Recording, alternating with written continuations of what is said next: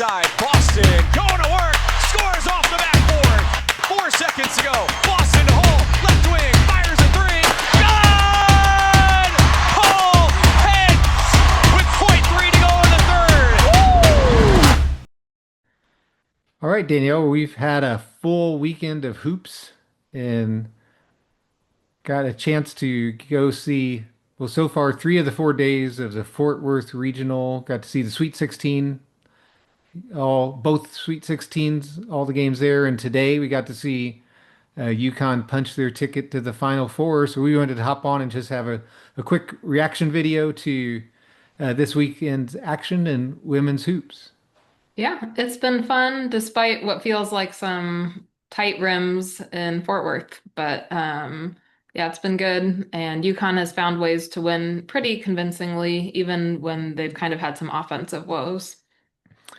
Yeah, I mean, today's game, I felt like really, I mean, it came, Sarah Strong ended up being the most valuable player. And I mean, you can never complain about that. That's always the right choice, But you and I thought maybe Blanca could have really For sure. earned that.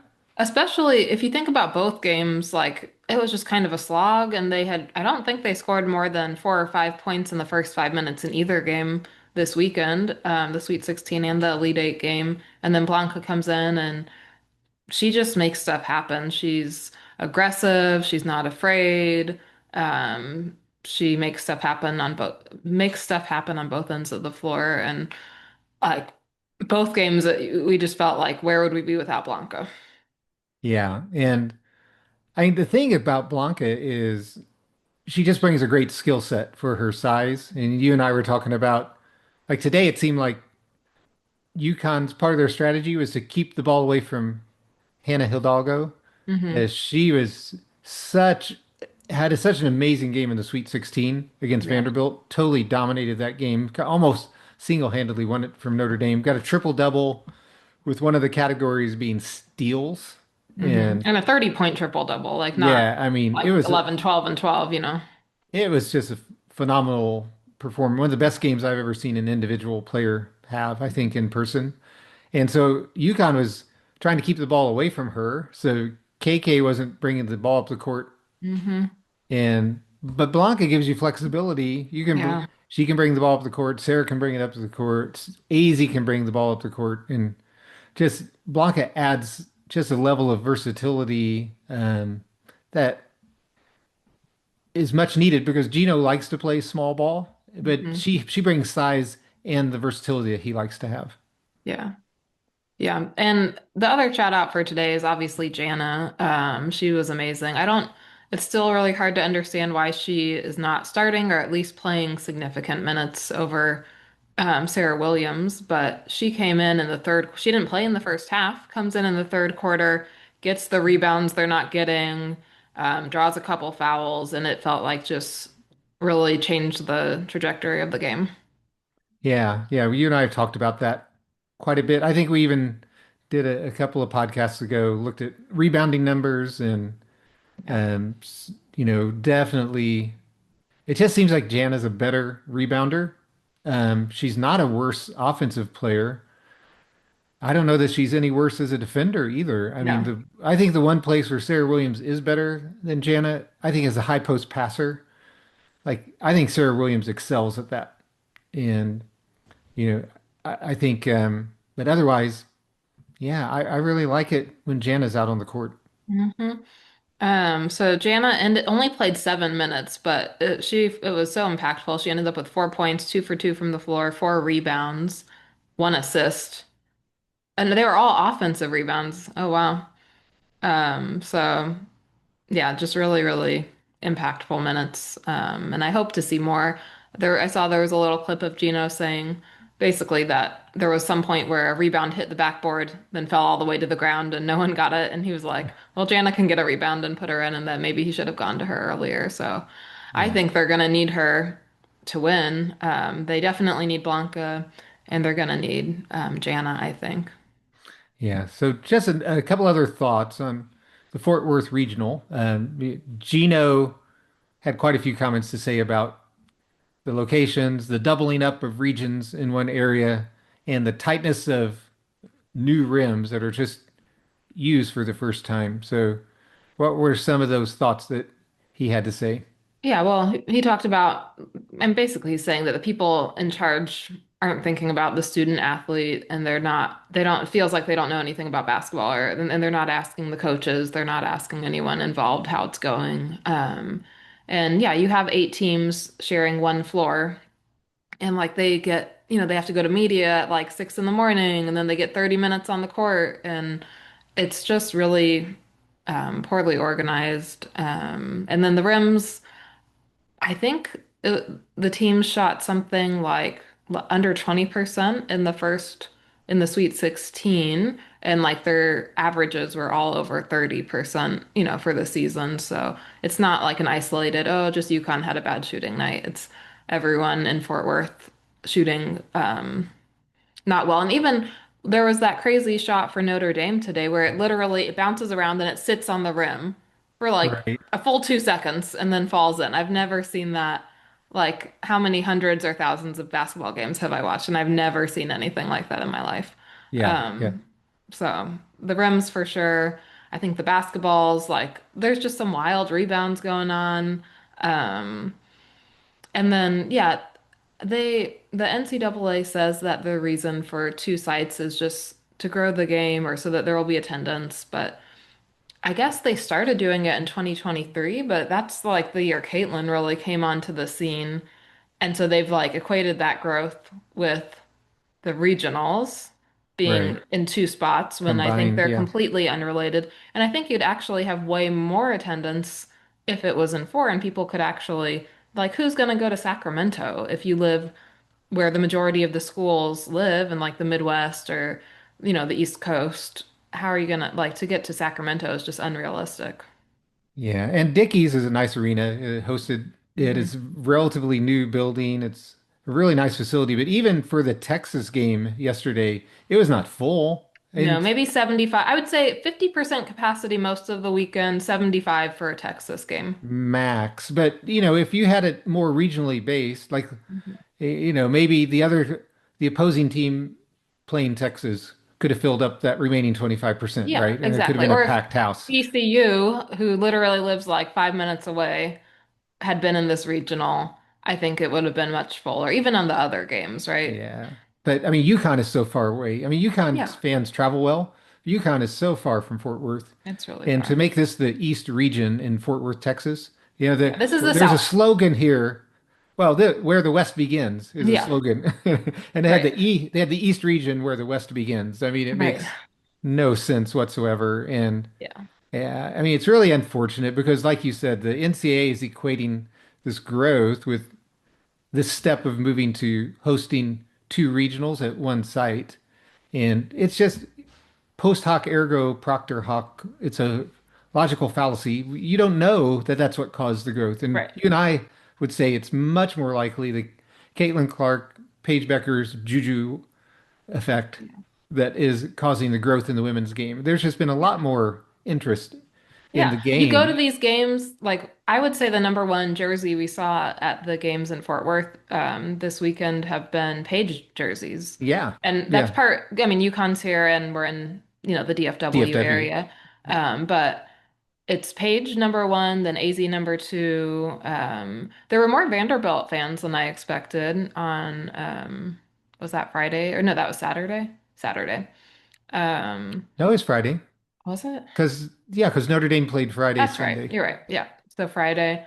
Um, Yeah, but Vanderbilt yeah. had showed up well, but I mean, if they'd played in Atlanta, Yeah. you know, how much more Vanderbilt? I mean, Vanderbilt was had a great season, and Yeah. it's unfortunate they ran into Hannah Hidalgo having the game of her life, but Yeah. yeah, there were a good turnout, but still, I mean, Dickies holds a little over 13,000 people, and I don't even think it was three-quarters full, to be honest, in the For Texas game. Texas. I don't think so. I think it's maybe 60% full. There are a lot of empty seats in a great arena, in a place like you mentioned. DFW is easy to get to from anywhere in the country Mhm. with flights. So it's far, but there are probably a lot of direct flights for people to get into Uh, DFW. the TSA situation doesn't help right now, Yeah. though. So a bit of unfortunate timing. But yeah, I think it's obvious that having more regionals, making it more accessible. My idea that I came up with this weekend was have WNBA teams host it. I think that would be really Yeah. fun. Like have the West one be in Vegas, have it alternate between like Vegas, Seattle, and the California teams. Although there's no longer a Connecticut team, but that's for I guess a later topic. But like if you have Indiana host it, have Minnesota host it, um, like that would be really fun, I think. And then for the fans who are more follow the WNBA and not the college, they might get into the college game a little bit if, yeah. So I think there's a lot of things you could do where you would make it more accessible for fans.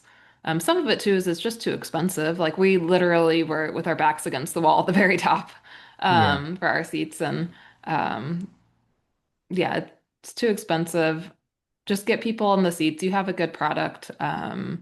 Let people see it, and they'll become fans. Yeah. And one other thing a couple things I wanted to talk about before we maybe take a brief preview of the Final Four. You know, Ashland's Shade had a rough shooting weekend, and Hmm. AZ didn't shoot great from outside either. So Hmm. the Well, rims, again, she only attempted 1 3 this game and missed it. AZ did. Um, yeah, but the shooting has been not great overall, except yeah, Blanca was 4 for 8 from three this game, and Sarah ended up 2 for 5. But yeah, the shooting has been rough. I watched a little bit of the Notre Dame post-game press conference, and they were saying that the goal was to kind of deny AZ and Sarah, basically. And so, mm, thankfully for UConn, Blanca stepped up, but they yeah, really were pretty effective. Sarah ended up with over 20, but it felt like a rough game for her, and somehow she just still got 20 because she's amazing. But um, yeah, it Sarah's was, great. She impacts the game in a lot of ways, even when she's not scoring. yeah. But yeah, it was a very quiet 21 points Hmm. today. The other thing I wanted us to touch on briefly was we talked about Hannah Hidalgo and her WNBA prospects. And so, what are your thoughts? Is she going to be able to make it in the WNBA? Will she be a star in the WNBA? What do you think about Hannah Hidalgo in the WNBA? I don't know. It's tough because she's like, we watched her both games this weekend, but especially the Sweet 16 game, and she's just like undeniable. Like, she just has that drive that you can't teach. She is just like a terror on defense. So I think that does translate. But then when you're going up against point guards in the W who are 6 feet tall, how does that go? Yeah, I think that's the only negative. I think I told you, I think she'll for sure have a career in the WNBA. I'm not sure yet that she'll be a starter, but she's so athletic too. I didn't realize how bouncy She she has was until I saw hops. her play in person. Oh my golly, she can get up. She got double figures in rebounds in both games this weekend, playing against good teams, right? I mean, although UConn's not a great rebounding team, to be honest. Sarah is the best rebounder, and she's a great rebounder. And Jana's probably the second best rebounder, and Ashlyn Shade's probably the third best rebounder on the team. Um, Hmm. but Hidalgo got double figure rebounds. She's the shortest player on the court, and she's Oh, yeah. getting double figure rebounds in both games. So her athleticism popped in person Yes. much more than it And does on TV. she just has a knack for the ball. Like she has like those intangible things that you can't teach. Like the motor, the drive, the competitiveness. Just like she has a good sense of where the ball's gonna be. When you it's so I think there are a couple plays where like she was getting hyped and we're like, oh no, like they need to get this under control because like if she gets going, she's really scary. And Gino said that she's the best point guard in the country. Yeah, I mean, as an opponent, you hate her, but she's like a really special talent. He is. And so, if she was 3 inches taller, she'd be guaranteed a superstar in the WNBA. And so it'll be interesting to see, but it was fun to watch her in person. Yeah. And except for how hard she made life as a UConn fan, but Oh my gosh. yeah. Yeah, the other funny Gino comment was, I guess after the game, he asked her if she was old enough to go pro yet, and she said no, she wanted to come back one more year to try to get UConn. So, but she's Yeah. been a terror. Like she plays so well against UConn. She's beat him a couple times already. So Yeah. So I think she'll be a WNBA player. How much her height will impact her will be interesting to see. But her athleticism just, yeah, I was impressed, and she can obviously get to the rim. She's a ball hawk on defense, and I think she'll make a team, and it'll be interesting to see the impact she has in the future. yeah. So maybe we just spend the last couple minutes here just talking about the Final Four. UCLA, we watched that game today against Duke Mhm. after we got back from Dickies and seeing UConn and Notre Dame in person.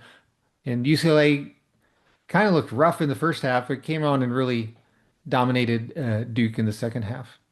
Yeah, I think they said they have six seniors, so I mean that helps. You have a lot of experienced players. They didn't panic down 8 or 9 at the half, I think. And yeah, you have Lauren Betts who can, get a touch in the paint and make life difficult, especially on a small team like Duke. Who else was good? Hawkes was good. Dugalich was good. Oh, Uh, Dugalich had a great game. I thought she yeah. played really well. Yeah, so they will match up against the winner of Texas, Michigan, so that'll be interesting. I feel like UCLA is going to be the better offensive team of whichever one of those two teams come out. And if it's Michigan, I think they'll win pretty easily. But Michigan's going to have a tough road against Texas. Yeah, I think so too. So yeah, in South Carolina has TCU tomorrow, and Hmm. so we'll be at the Texas Michigan game in person at Dickies Arena, and they're definitely going to have a home crowd. Yeah. There. I mean, it's going to be hard for Michigan. I mean, just from a skill level, but just it's going to be like a home court situation for Texas. There are Hmm. going to be a lot of folks there, and Yeah. it was a If fun I, atmosphere, yeah. in the Texas game on Saturday, and so I'm looking forward to the game tomorrow night. But I think it looks like South Carolina, as you and I thought, there's a clear-cut top four this year, and the committee got that right. Yeah. Yeah. And actually, I think after we watched Vanderbilt, we needed to retract. We were a little bit upset about the committee for giving Vanderbilt to UConn as their 2 seed, but they did not look that great. And some of that was just Notre Dame played really well, and especially Hannah Hidalgo. But there was a point literally where Hannah had just gotten a steal, and I forget her name, but one of the post players for Vanderbilt got the ball on offense at the top of the key and literally just hugged the ball like this, like you do when you get a defensive rebound and you're trying to protect it and like wasn't even looking to make a pass. She was just so afraid that Hannah was going to steal the ball from her. Yeah, what's the opposite of a triple threat position? She was in Right. the Yeah. negative triple threat position there. Yes. She wasn't thinking about passing, she wasn't thinking about shooting, she wasn't thinking about driving the ball. She was like, what can No, I do to not lose this ball and be embarrassed again? Yeah. And, exactly. yeah, so So, it was a yeah. funny And moment. again, we were upset that like UConn or that South Carolina got Iowa, and that seems like that team and Iowa did get bounced. So, I mean, I think that was We were obviously right the on that. worst two Iowa seed. was they were the worst two seed. Yeah. But Vanderbilt, I think probably played a little better. Like they probably outperformed in the regular season a little bit. And um, yeah, Hannah Hidalgo was the best player on that court. Yeah. Well, I wonder TCU will be interesting. They with Olivia Miles and or Suarez, yeah, Suarez. What was the stat for them? They scored they or either scored assisted or on assisted every, every point. and they scored 79, I think. It's not like it was a 60-point game. So, but it was like, I think it was 60 plus points between them, and then the rest of the team only had 8 buckets. So I don't know if that's actually a good thing because you can guard 2 players. Um, Yeah. So, but if I were, so I think South Carolina wins that pretty comfortably. I would be surprised if TCU can give them that much of a fight. But for Michigan, if I were Michigan against Texas, I would just play a zone and pack the paint and dare them to beat me from the outside because Booker and Rory Harmon are so good in the mid-range. Oh, they were amazing on Saturday. They just seemed like they were hitting everything on rims that were incredibly tight. Hmm. Like they were shooting lights out from mid range. Yeah. So if I were Michigan, I would just play like a super tight 2-3 zone and dare them to shoot anything beyond 15 feet. Yeah, I think that's a good call. But it looks like our prediction is going to come true. I think it's going to be UConn playing South Carolina in a Yeah. rematch of last year's national championship game, and then Texas playing UCLA in a rematch of a game earlier this year that it has UCLA's only loss was to Texas Hmm. earlier this year. So looks like it's going to be those four, but we'll see. It'll be fun to go tomorrow night. Yeah. Any other last thoughts on the region and this Uh, weekend's games? I think UConn, I am both less confident and a little bit more confident in UConn's ability to win it all after watching them this weekend, because it just, like, it never felt easy. And I mean, it's the Sweet 16 and the Elite Eight. It's not supposed to be easy. Um, but the fact that they played through a lot of offensive struggles and like their defense was so good. And you have to feel like the offense is like Shade isn't going to score 0 points the rest of the tournament. KK is not gonna, not really give you anything offensively. She had 2 points tonight.